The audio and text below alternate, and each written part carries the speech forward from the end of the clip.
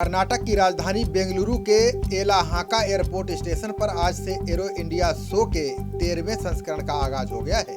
आत्मनिर्भरता और रक्षा क्षेत्र में भारत के लिए आज का दिन बेहद महत्वपूर्ण है। एरो इंडिया शो के जरिए पूरी दुनिया आसमान में आत्मनिर्भर भारत की उड़ान देख रही है। रफ्तार के साथ दुश्मन पर वार, शौर्य के साथ सटीक हमला और पराक्रम के साथ आक्रामकता, सभी कुछ आज बेंगलुरु के आसमान में दिख रहा है। आज से 5 फरवरी तक चलने वाला एरो इंडिया शो हर 2 साल में एक बार आयोजित होता है।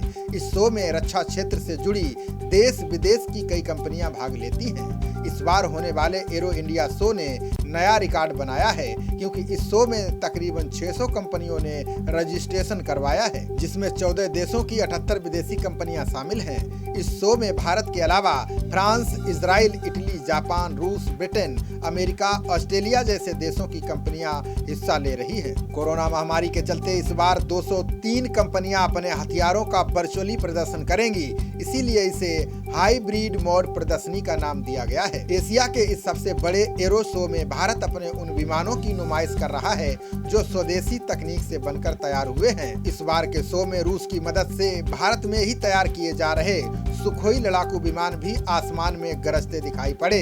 वहीं हिंदुस्तान एरोनॉटिक्स लिमिटेड इस बार LAC trainer advance hawk MK 132 और सुखोई 30 MKI जैसे विमान और हेलीकॉप्टर प्रदर्शित कर रहा है। इसके अलावा अमेरिका का खतरनाक बमवर्षक विमान V1V लांसर एयर शो के दौरान अपना करतब दिखाएगा।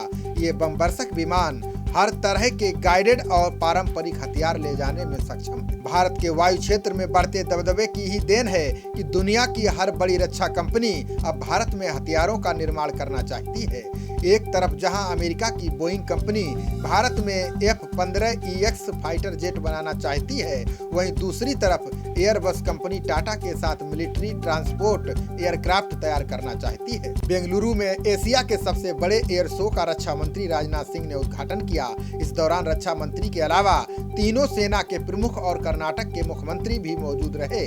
रक्षा मंत्री ने शो के दौरान बताया कि आगामी 7 से 8 साल में रक्षा क्षेत्र के आधुनिकीकरण पर $130 अरब खर्च करने की योजना है। इस दौरान रक्षा मंत्री ने कहा कि मुझे बहुत खुशी है कि HAL को 83 नए स्वदेशी लाइट कॉम्बैट एयरक्राफ्ट के विकास के ऑर्डर मिले हैं, जो अब तक का सबसे बड़ा मेक इन इंडिया रक्षा सौदा है।